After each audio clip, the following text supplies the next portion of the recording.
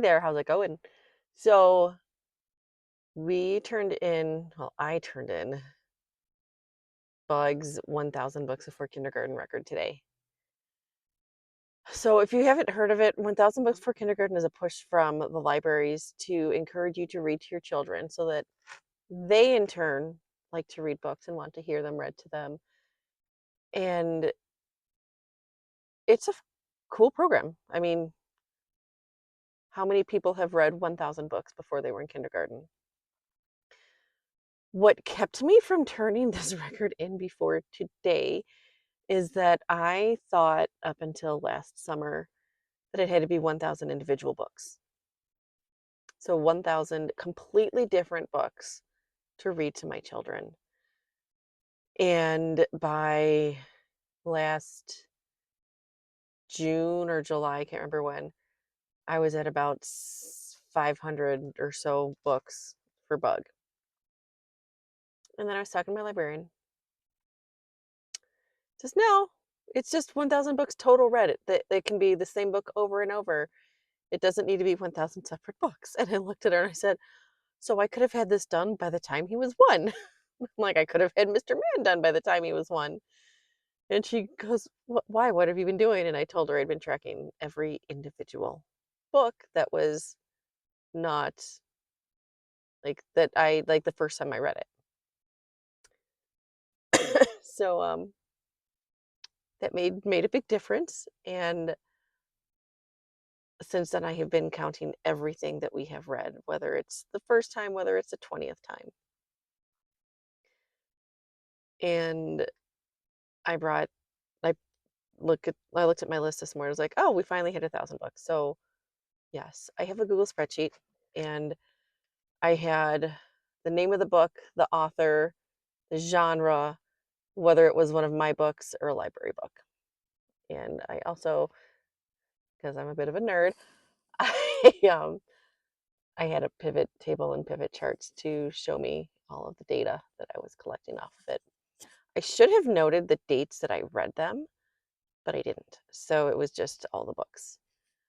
So I brought the list to one library today, and the boys, because she knew that Mr. Man had also gotten his 1,000 books before kindergarten, she gave me prizes for both boys. Um, they each got 10 stickers to put their name, and then like for every 100 books to go on the wall. So both boys are now on the wall with their 1, 2, 3, 4, 500, up to 1,000 books. They each got a tote bag that says 1,000 books before kindergarten. They each got their own book. So book, tote bag, things on the wall. And then they each got also like a dog tag chain, and 1 through 1,000, like 100, 200, 300, etc., to 1,000, counting off the books for every 100. And then also like 10 more little keychainy looky things to go on there, like super reader, just all sorts of fun things about books. And Bug, when we got home, he's just been walking around wearing his necklace, as he calls it. Mr. Man has yet to put his together, so I just did Bugs, and I said, well, Mr. Man can do his because he's big enough to do it. But it was interesting because on my Goodreads, I have over 1,000 books that I have marked not only read but also reviewed. And the majority of those, I just gave it a 1 to a 5-star review, and I didn't actually write a review. Um, I probably should have tracked all of the books that I've read for the boys on there too, but I didn't. Because yes, I have read them, some of these books, um, 20, 30, 100 times, because that's how children are. They find something that they love and they latch on to it. They want to keep hearing it. That repetition helps. It's the repetition, it's the recognition of it. So, yes, there are some books that I have committed to memory because my children love them so much. And sometimes I swear to God, if I hear The Very Hungry Caterpillar one more time, I may just go crazy and like, I don't know. I don't know. It's a good story, but I'm just so tired of the Very Hungry Caterpillar, you guys. I'm just tired of Eric Carle in general.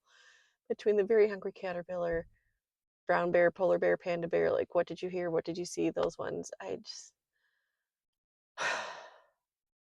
I love the animals, but I'm just so tired of it. A lot of the books were chapter books because I put on there um like the Narnia books. So we just finished The Horse and His Boy.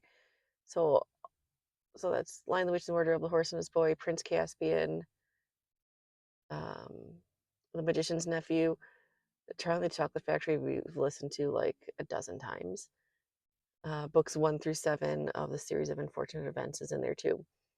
So it's not just the books that I've read to them, but also the audiobooks are in there too. And honestly, it's fun. It was it was fun to get to pick out the books. I love libraries. You guys know this.